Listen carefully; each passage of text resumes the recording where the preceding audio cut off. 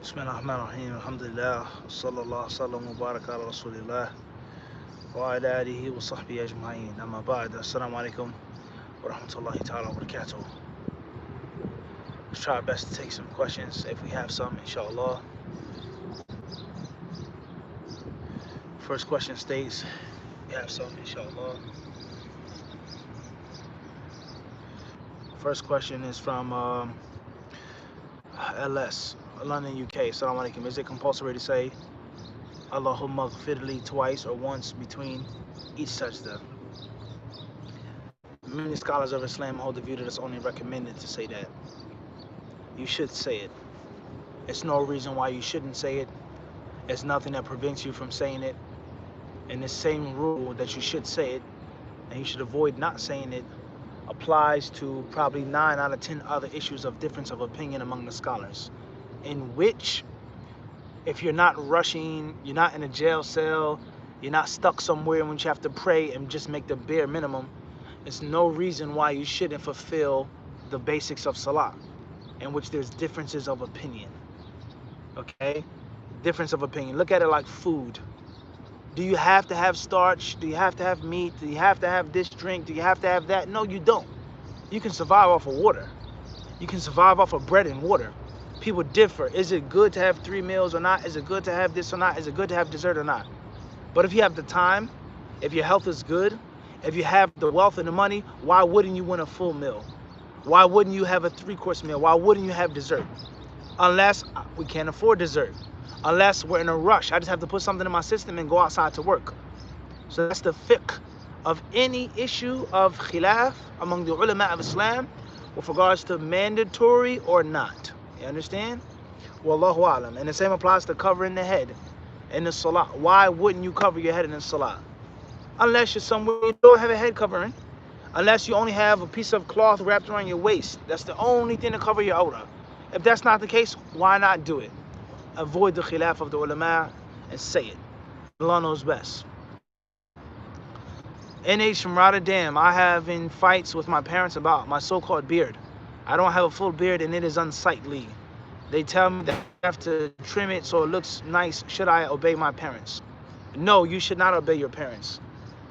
Most men, when they start growing their beards, the beard is a bit scruffy or patchy. That's how men grow hair. That's how it works. That's how it works. And if you keep shaving it and trimming it and touching it, it'll never grow full. Okay? And just because something looks a certain way now, it doesn't mean that it's going to be like that forever. And we learn this from the beautiful birds are there. When you see them in the beginning, what do they look like? You take a peregrine falcon, an owl, it's a beautiful looking bird. But when it's born, you can barely recognize it. A goose, you barely recognize it. The feathers have to grow. The color changes. It matures, it grows, and then it turns into that beautiful toned bird. So the beard is going to grow in pieces. It's going to grow in patches. That's how things are naturally. Okay? Now, if your beard is so unsightly, and which is abnormally disfigured, that's a different story. But 9 out of 10 men, when their beards grow, it's not like that. It's just hairs growing. And you leave it as it is. Wallahu alam. Next question says, Tahir Anwar, Skokie, Illinois. Is it true that we accept everything in the Quran as the apparent literal meaning until proven otherwise? If so, what is the proof for that? Yes, that is true. And from the proofs, because there are countless proofs for that, is that Allah Azza wa Jal called the Quran clear. He called it clear. He says Quran and Arabiyan, an Arabic Quran. And from the interpretations of the word Arabic Quran is a clear Quran. لَعَلَّكُمْ تَعْقِلُونَ. Is that it's clear. It's clear to the point. It's mubin. And Allah knows best. Also, I read a fatwa that it said this: if there's also no harm to trim the unusual and irregular hair of the beard that causes a bad look to a person. I don't know what to do. Leave it as it is. Someone whose hair is just starting to grow, it's going to look irregular or spotty or patchy. That's how things grow. But it's a deeper problem. And Allah knows best. The Muslims, they suffer from deeper problems. It's not just, oh, you look unsightly. No, it's because I don't want you to have a full beard. I don't want you to be called an extremist. I don't want people to think that you're a terrorist because you have a big, long, full beard. That's the ultimate fear of many parents today. It's not that the khimar is this or no, I don't want my daughter to be looked at as an extreme terrorist Wahhabi fundamentalist. But if she had this out, if this was exposed, if this was a little tight, oh, that's okay, that's normal. He's a teenager, he's going through a phase. Weak iman, fear of the dunya, fear of the kuffar, and insecurity in Allah's promise, lack of trust in Allah's promise. That's the core issue between the parents allowing their children to be righteous and religious, allowing their children to go all of the way, versus, oh, I don't have no problem with you going to Medina, it's okay, but I also want you to have a worldly degree. Oh, I'm not against the hijab, but you don't have to cover your face. Oh, it's okay to have a beard, but you should trim it and keep it nice. That's the core issue. And the moment that we play this game and we joke around and we act like it's some mas'ala khilafiyya fiqhiyya, we're wasting our time. And the same applies to the different du'at and the different scholars who every single opinion, they want it to be a khilafiyya. Every single opinion, you don't have to do it. It's Arab culture. You don't have to dress like this. Oh, your culture. Oh, where you live, your locale. It's not actual ijtihad that's based off of sincerity. It's about watering down, trimming down, shaving down, and being accepted by the kuffar, and being allowed to come and take some table scraps, because a full beard is intimidating. A niqab is intimidating. Why do your pants have to be trimmed above your ankles? It makes you abnormal and irregular. Just be regular, just be normal. That's the core issue of these problems.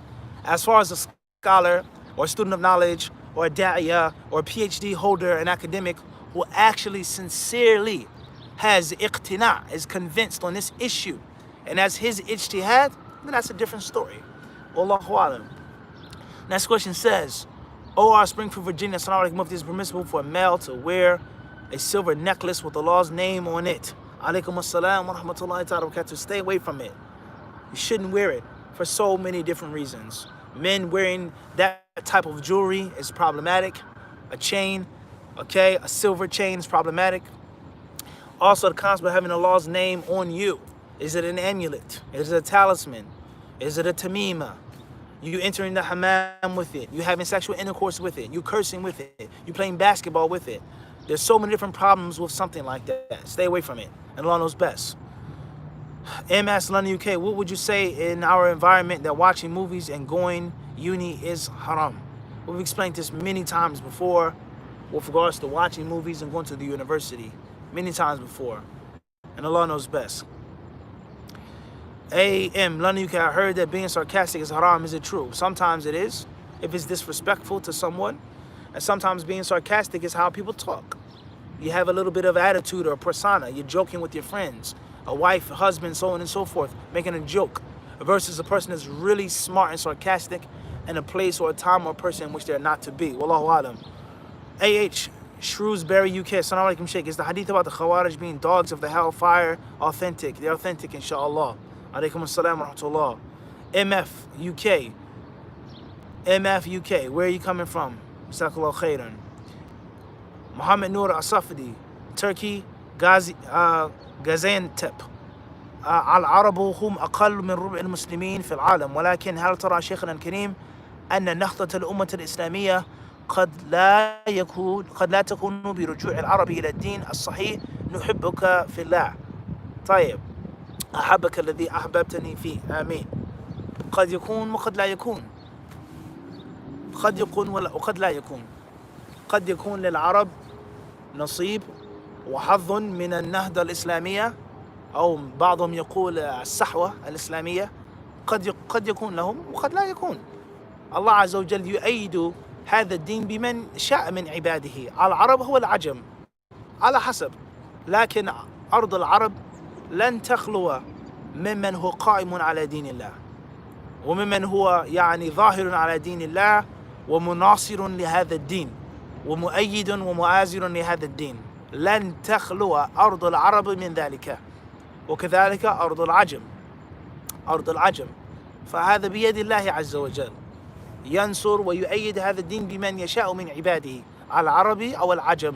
قد يكون وقد لا يكون، الله أعلم. والله غالب على أمره، يعني الخط الأخير، والله غالب على أمره. Allah يستعمل من يشاء من عباده على العرب أو العجم والله غالب على أمره وأن الله عز وجل سيؤيد هذا الدين وينصره نصرا عزيزا على يد من شاء من عباده والله أعلم. AAC for Augusta, Sweden. Assalamu alaikum wa rahmatullahi wa barakatuh. Should one make the adhkar between the prayers when combining? No. Alaikum salam wa rahmatullah. No. Make the prayer right after you salam out. Make the adhkar afterwards, inshallah. In my Birmingham, UK, salam alaikum. What's better to do on Arafah as a non-Hajj? Connect yourself to Allah. Read the Quran. Make dua. Seek istighfar. Anything that draws you near to Allah subhanahu wa ta'ala. Make the adhkar of La ilaha illallah Muhammad Rasulullah. And other than that, Wallahu alam. UA London. Advice to a sister who was nervous about wearing niqab in front of family this Eid due to non-mahrams. Put your trust in Allah. Ask Allah to strengthen you.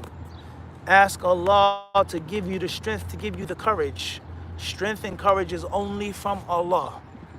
And the strength and the courage of the greatest Islamic warrior stems from his faith. Not from his sword, not from his muscle, not from his weapon, from his faith.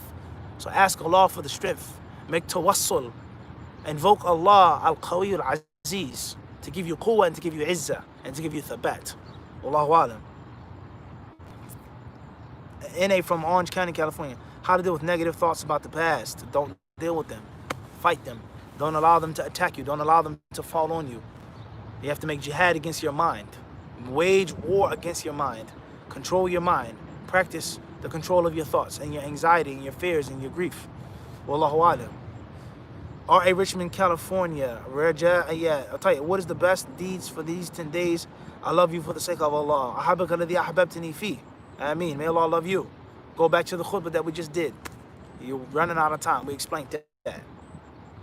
J.S. from Alexandria, Virginia. Salam. Are young women allowed to wear tank t-shirts in front of their mahrams, such as brother or father? Stay away from it. T-shirt is not as bad. Tank shirt, A-shirt, muscle shirt, I wouldn't advise with that at all. Your arms being out, shoulder being out, your chest being out, stay away from that, inshallah. You can never lose by being modest.